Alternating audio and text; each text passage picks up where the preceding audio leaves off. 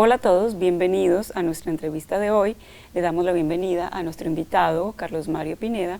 Él es docente audiovisual, experto en apreciación cinematográfica, magíster en gestión cultural y profesor del Politécnico en Medellín, Colombia, donde es docente del área audiovisual. Bienvenido, Carlos Mario, ¿cómo estás? Bien, Sandra, muchas gracias. Para mí este lugar es muy agradable porque aquí fue la primera vez que impartí clase en Santo Domingo. Qué bueno, siempre bienvenido a Funglode. Para iniciar esta entrevista en el tema de cinematografía, cuéntanos desde tu expertise en la apreciación cinematográfica, ¿qué es considerado una buena película? ¿Qué debe tener?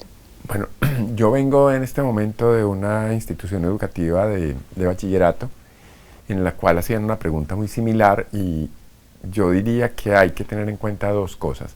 La primera es que una película tiene un qué y un cómo, y el qué es el argumento, el cómo es la forma audiovisual en la que se construye ese argumento. Entonces, una buena película, siempre me preguntan y respondo de una manera que es muy descolocadora. Yo prefiero el cómo al qué.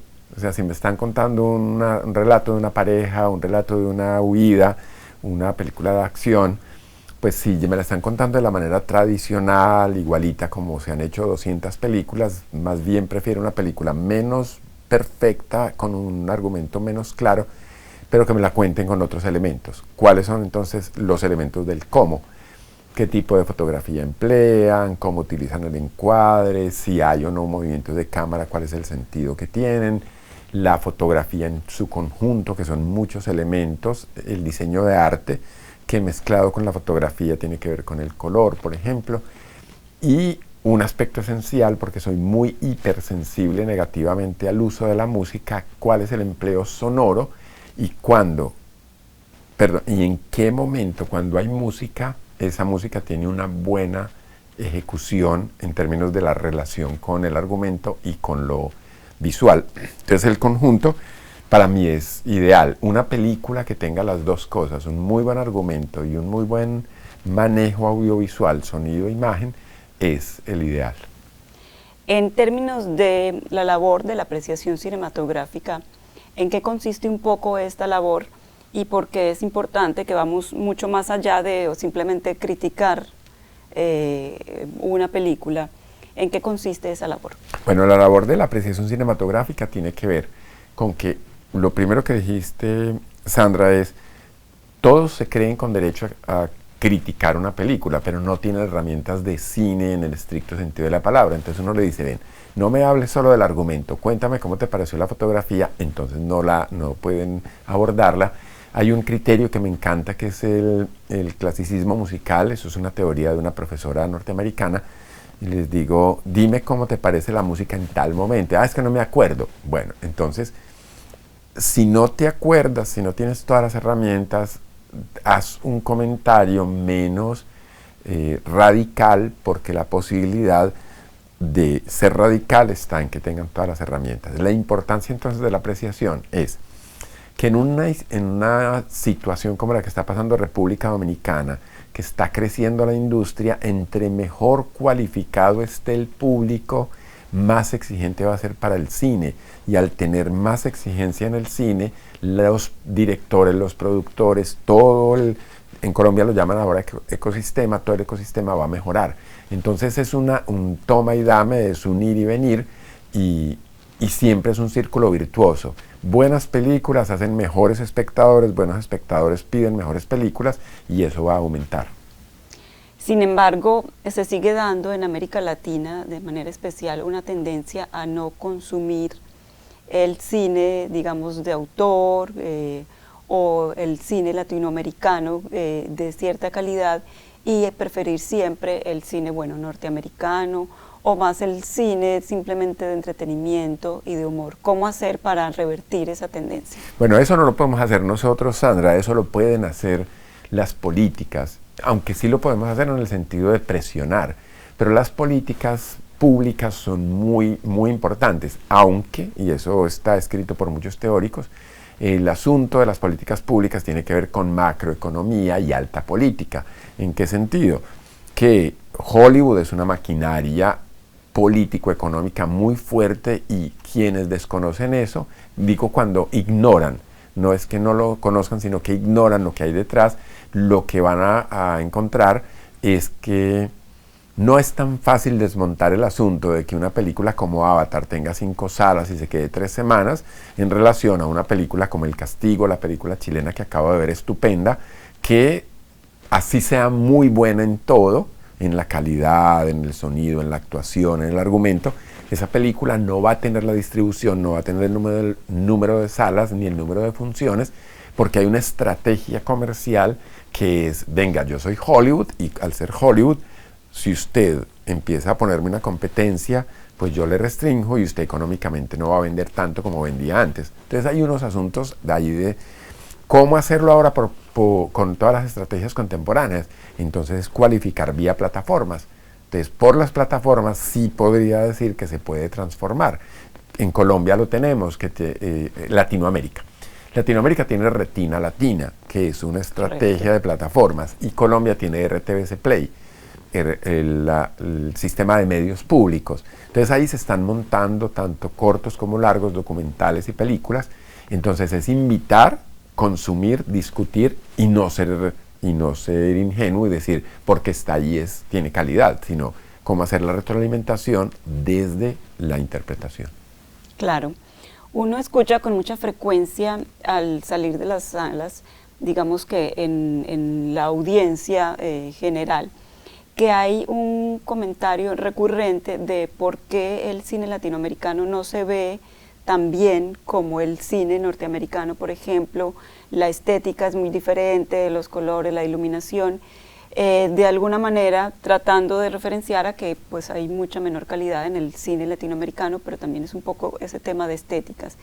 ¿Cómo explicar estas diferencias a la audiencia latinoamericana para poder hacer una comparación adecuada entre este tipo de diferencias? Sandra, para mí es fácil desde otra perspectiva y voy a pisar callos muchos, y es, si miras la parrilla sonora de una emisora de radio, en Colombia aquí no oigo, pero imagino, debe estar lleno de reggaetón. El reggaetón es el estándar, el equivalente a Hollywood, ¿cierto? ¿Por qué? Porque detrás del reggaetón hay una gran industria económica, y así sea la calidad menguada musicalmente, lo que hay es todo un proceso económico presionando. Hollywood puede tener buenos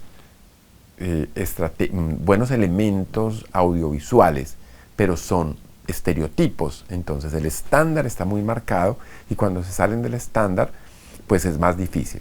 Entonces, si uno coge reggaetón, Hollywood, lo que ves que hay detrás una industria gigantesca económica que paga pautas, que negocia a veces de manera sucia, y las otras músicas son el equivalente al cine de autor y al cine latinoamericano. Son alternativas que van a ser siempre minoritarias o de nichos, pero eso no quiere decir que deben dejar de existir, o sea, la coexistencia.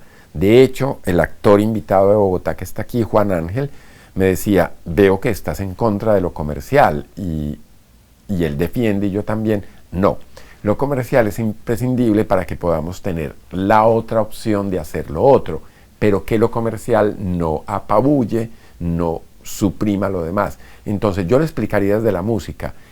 Las emisoras puede que tengan reggaetón, pero en tu casa oyes salsa, el otro oye bachata, oye un cantante español o argentino, el otro escucha boleros, música vieja, en Colombia guasca, ¿sí? Entonces la multiplicidad enriquece, la unidad empobrece.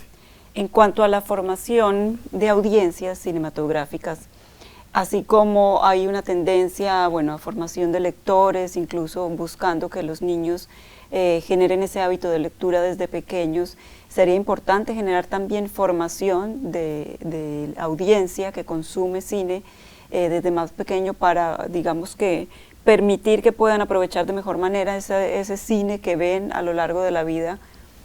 Sí, Sandra, y yo te lo voy a explicar de una manera, voy a pensar la estrategia que aquí en Funglode yo hice en el último curso que he impartido hace ya varios años, que era de crítica cinematográfica para periodistas, y yo hablaba de Luis Alberto Álvarez, el crítico colombiano más importante de la segunda mitad del siglo XX, y él citaba a un teórico ruso que decía, no es el espectador el que hace el cine, es el cine el que hace al espectador.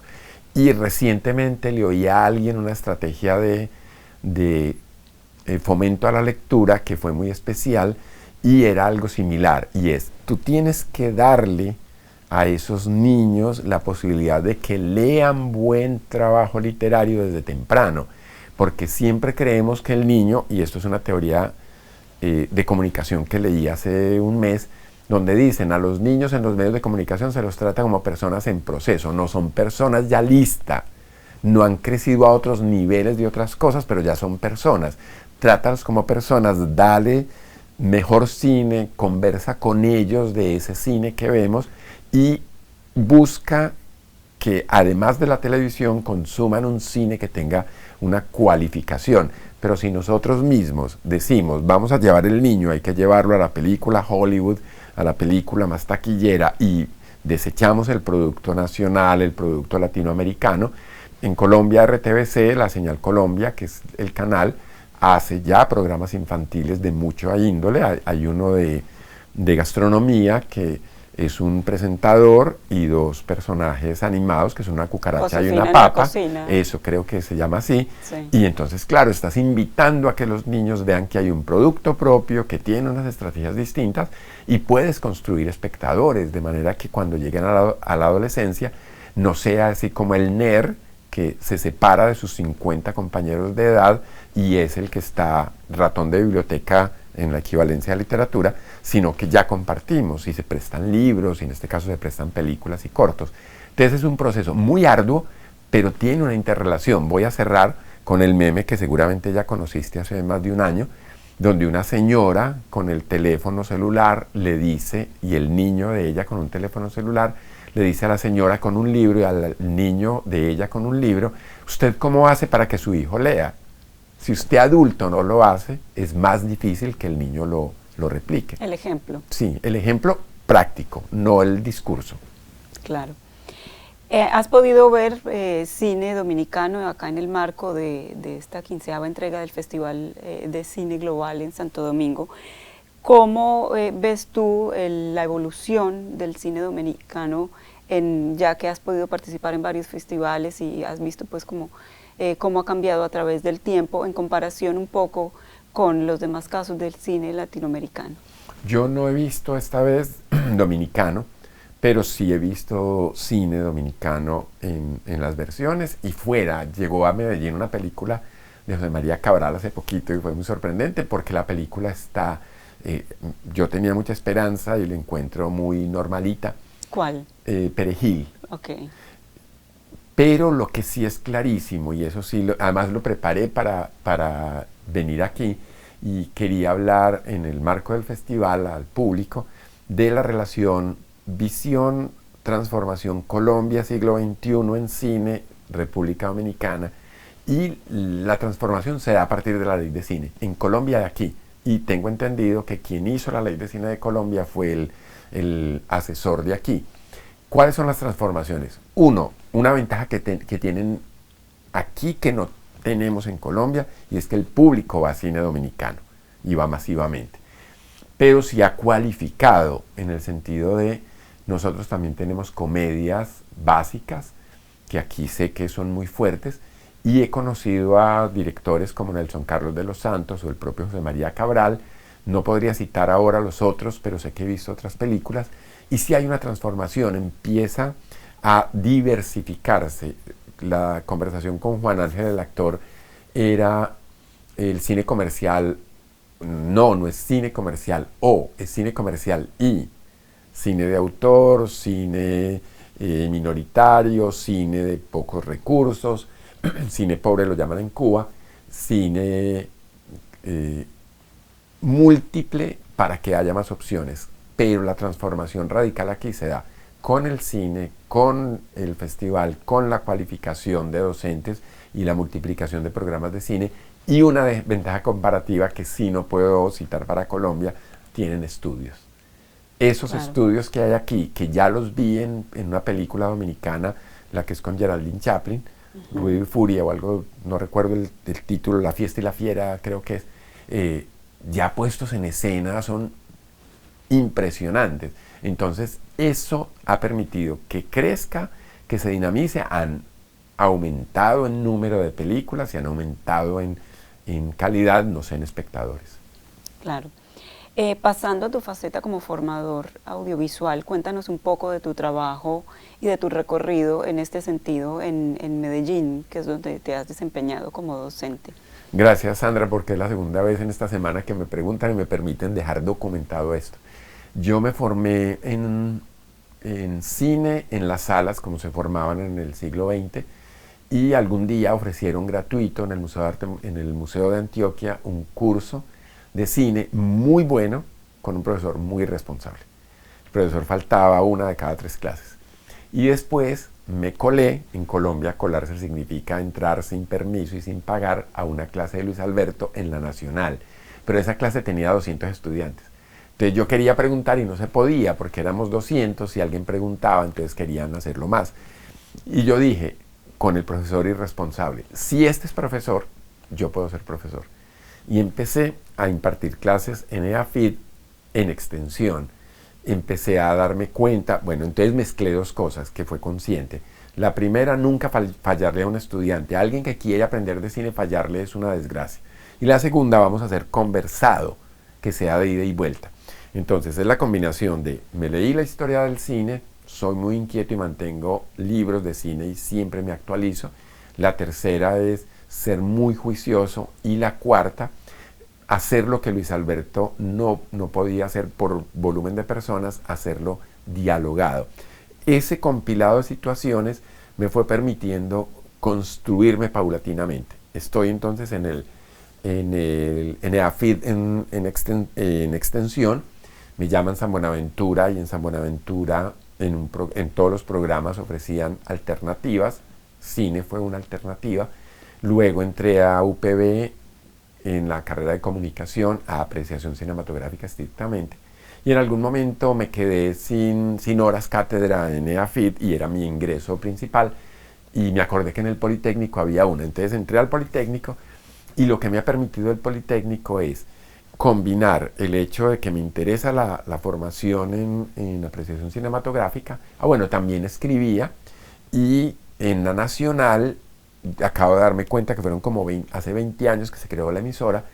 Quien llegó me invitó a que hiciéramos un programa de radio y tuve un programa de radio que se llamaba Fotogramas al Aire y a 2015 sería, un amigo me dijo, necesito un productor audiovisual para mi empresa, para unos productos, y cuando estábamos en eso me dijo, te voy a patrocinar un canal de YouTube. Hicimos Fotogramas al Aire en YouTube, que tuvo como 1 año y medio, 2 años de emisión, es muy caro.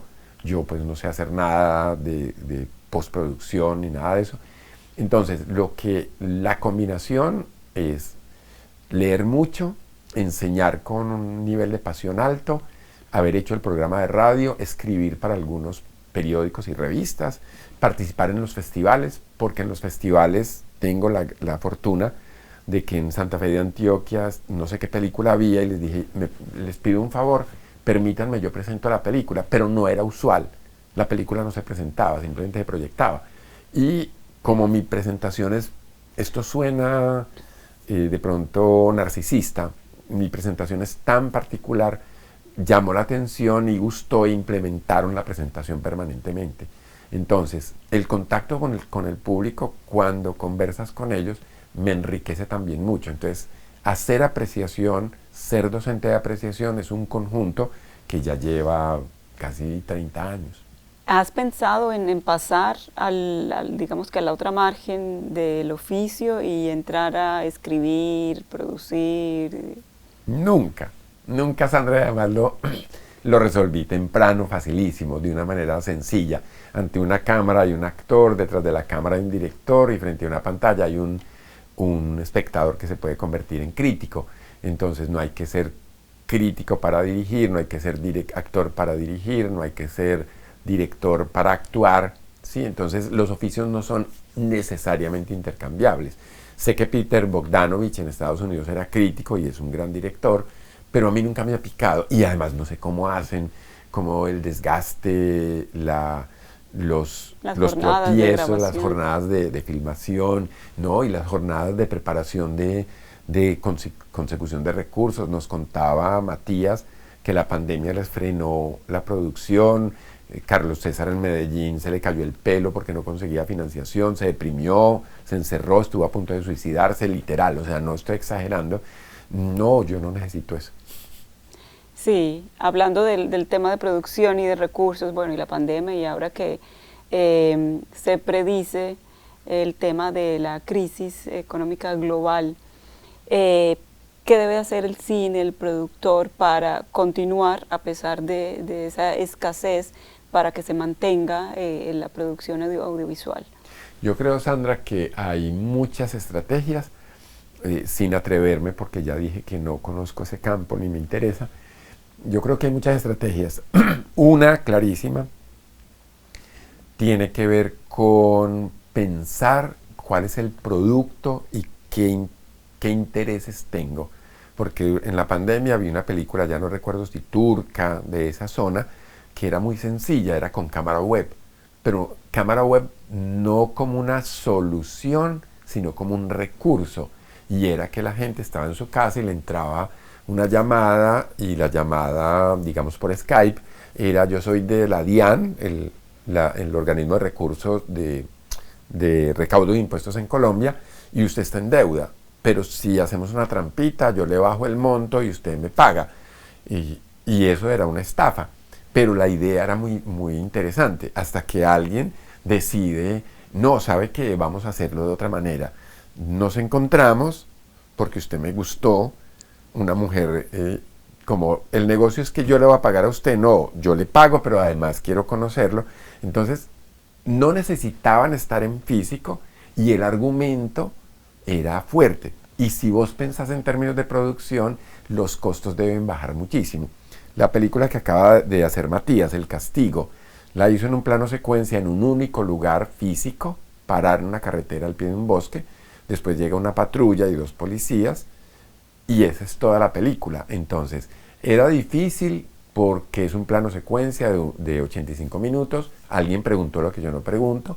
Tuvieron que hacer 7 tomas, hacer 7 días, porque la luz tenía que ser 1 hora para que se fuera oscureciendo y se generara la sensación de que es muy grave lo que está pasando. El vestuario es el mismo, no tenés que hacer mucho. Y el equipo humano ya de producción eran el director, el camarógrafo, un perchista que iba por allá metido no sé dónde, alguien que ayudó en arte, y poco más o menos. Entonces, es pensar temas valiosos cinematográficamente para poder llegar a ese resultado. Cuando la gente piensa nuevamente que Hollywood es el espejo ideal, entonces piensa en destruir carros, cerrar calles, llenar de multitudes. Sí. No, ni siquiera las explosiones, llenar de multitudes, cuando hay argumentos mucho más interesantes y más humanos para poder llegar a producciones de más bajo costo. De ahí la importancia de lo que mencionabas al principio, que la importancia del cómo, Del no cómo. tanto del qué. De alguna manera, muchas de las historias ya han sido contadas, la clave está en cómo se cuenta nuevamente. Claro, y si pensás, hay una película, está hecha en Chile por un argentino que es Gaspar Noé, y es una película con 2 personajes, a veces hay otros, y la diferencia es que la contó con 2 cámaras. Con 2 cámaras simultáneamente, los 2 personajes están conversando, pero son 2 cámaras que me muestran dividida la pantalla, y esta cámara registra lo que está haciendo y este registra, pero es una interrelación de una pareja mayor en un apartamento parisino. Y entonces, claro, la incomunicación, pero también la dificultad de relacionarse, y eso se cuenta a través del dispositivo visual, no solamente gritando, diciendo tú no me oyes, sino que es el dispositivo. Y esa película debe haber sido difícil de producir, pero no debe ser tan cara, porque no tienen un personal en actores, en extras, en vestuario, en equipo de maquillaje y demás, porque la locación es una sola. Claro. Pues Carlos Mario, ha sido muy interesante y un gusto poder compartir contigo y nutrirnos de tu experiencia y conocimiento en la cinematografía. Listo, muchas gracias, y espero que ustedes busquen el canal Fotogramas al Aire, que ahí hay mucha información, y hablo de cine dominicano y hablo de Cocote. Y bueno, siempre bienvenido al Festival de Cine Global en Santo Domingo y a Funglode. Bueno, yo espero que Funglode me invite a impartir clase, pero también al festival a ser jurado o a tener una labor académica más fuerte. Muchas gracias. A ti.